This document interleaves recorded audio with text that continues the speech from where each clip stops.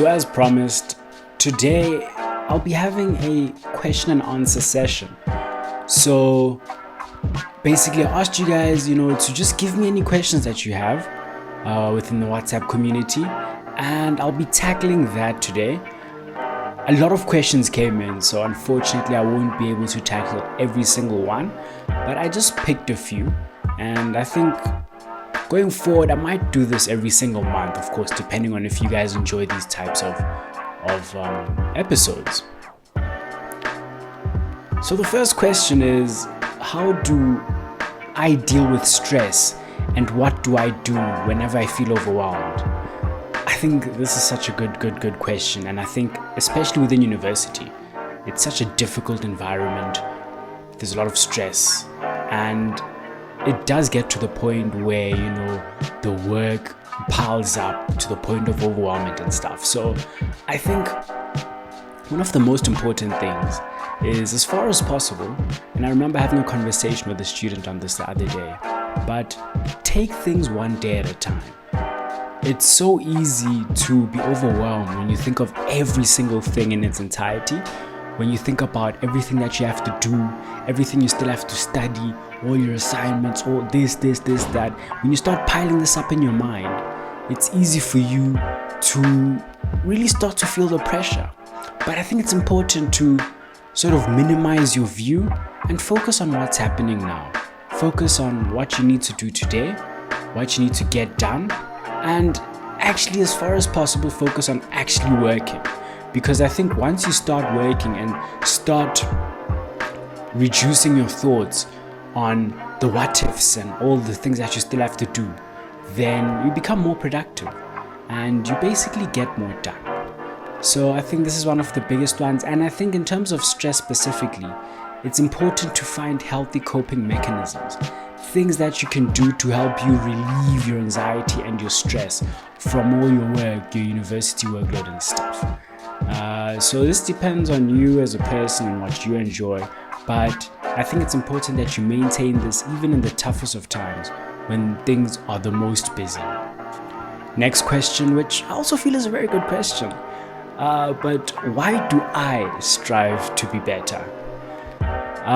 Okay, well, first thing about me is I'm very purpose driven. So my purpose is to create a better world or a better society by inspiring people to be the best version of themselves, because I'm a big believer in every single person can do anything basically, and we all have infinite potential we can reach. So I think even taking it back to university, even whilst I was back in university, I did accounting science, of course, but I always had this greater vision for myself in terms of the impact that I could have on the world, on people as well, and that always drove me to try and excel and succeed in every single thing that I do. So this was a big driving force for me, and I'd say as far as possible, try find your purpose, try find what you feel you were put on this earth to do. Obviously, even mine to this day, it's constantly somewhat adapting. It has remained very constant, but small shifts here and there. It will never be perfect, but I think once you have that strong internal motivator to push you forward and to propel you, your journey becomes somewhat better and more manageable, because you have a long-term view and a long-term approach to every single thing that you do. So this is what inspires me. Even my reasoning for starting Learn Smart was because I really felt that there's so much people could do, there's so much people could achieve, but it all comes down to how you see yourself, and I felt that I really could help students be the best version of themselves and reach their full potential. Next up, how can I balance my social life with my academics? So I think this one, and I can speak on this because I'm a very extroverted person. So I really enjoy people's company and I feed off people's energy. And for me, a social life is extremely important. But even in my busiest of times back in university, when I served on the residence management committee in the leadership, when I was the chairperson of my residence as well, I coached the soccer team, was the soccer team captain at one point as well. I did a whole heap of things whilst I was, doing my academics. But I always found that balance between my academics and my social life. And once again, in the hardest of times, it's important for you to maintain the things that keep you sane, the things that make you happy. In as much as there's less time to do so, but it's important that you still make time. And I think one of the key contributors to maintaining balance in life and, balancing the different areas is time management. The ability of you to actually manage your time, effectively plan and live out your days as you've set out and as you've planned. This is so important. I did already host an episode on time management. You guys can check that out if you want to. I would recommend it. But it's important that you effectively manage your time. You lay out the things you have to do so that you don't procrastinate when you shouldn't be, and you're able to make time for the things that you enjoy. So yes, I feel time management is key to this, but it's very important that you make time for the things you enjoy and the things you value in life. Next question, and I like this one. How do I overcome procrastination? And how do I, not push things for later, basically? This is a very good one. But I think this also speaks to what I just spoke to now, is time management. Especially within my honors year. My honors year was extremely challenging, and I could not procrastinate, because if I did, I knew I'd fall behind. Things would start to fall out of balance and stuff, and I wouldn't perform as well academically or even pass the year. So I started to sort of every single week plan out my times, plan out my days, things that have to get done in the week, and as far as possible I'd really look to sort of reach them.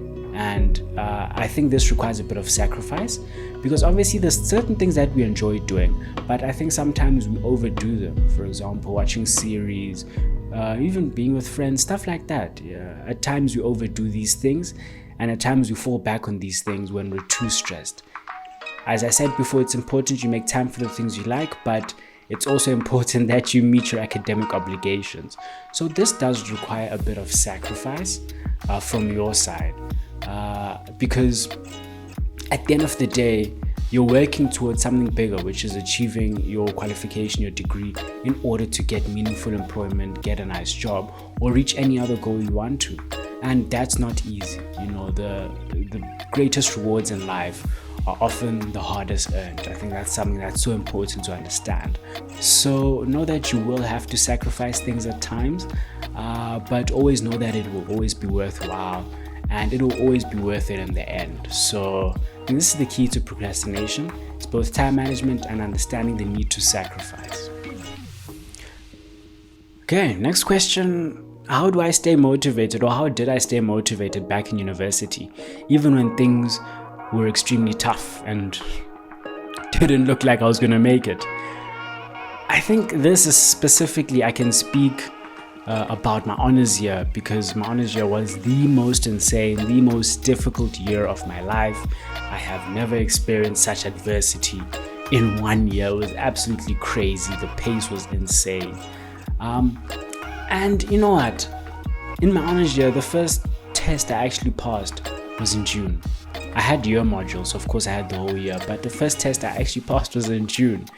Every single test before that, and it was quite a few, I hadn't passed. I had failed consistently. And I think this is the nature of the honors program. It's very challenging. But regardless of my results, I think the number one contributor for my success is the fact that I have a very strong mindset. Regardless of the results, regardless of what's happening in front of me, my mind has the ability to tell and manifest things into happening, because I, in my mind, knew that I was going to pass, and that was a reality for me.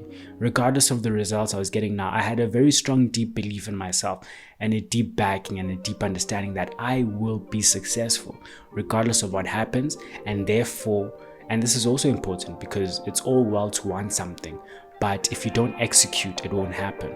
So I had a very strong desire to achieve it, but I also worked extremely hard, and I was willing to do anything I was in a sort of fight for your life type of mindset. I was ready to just give it my all, fight, sacrifice my everything to succeed. I had a deep desire, but I also executed. I also put foot on the ground, and I actually worked extremely hard. So it's definitely a twofold, but I think it's important that you understand that every day won't be easy. You won't be motivated to do things every single day. You won't want to do things every single day, but sort of have to get yourself in the mindset of, I have to get this done. I need to get this done because I will succeed in the end. And for me to succeed, I need to do this today. So that's my mindset, and that's how I sort of backed myself all the way till the end. Okay, next up, how do you figure out what your study style is and the best times for you to study and stuff? How do you get all that and get an understanding of all that? So I think, first of all, of course, you guys already know this. I've chatted on this quite a bit, but we're all unique. Every single person's unique. Every single person has different things that work for them. What works for me might not work for you, and what works for you might not work for me, you see.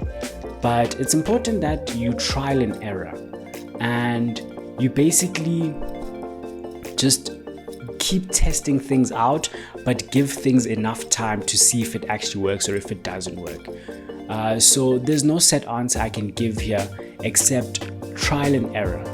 I've had quite a few people approach me regarding different study techniques, what they should do, this, that, and I can recommend study techniques and do this, do that, but it may not work for you.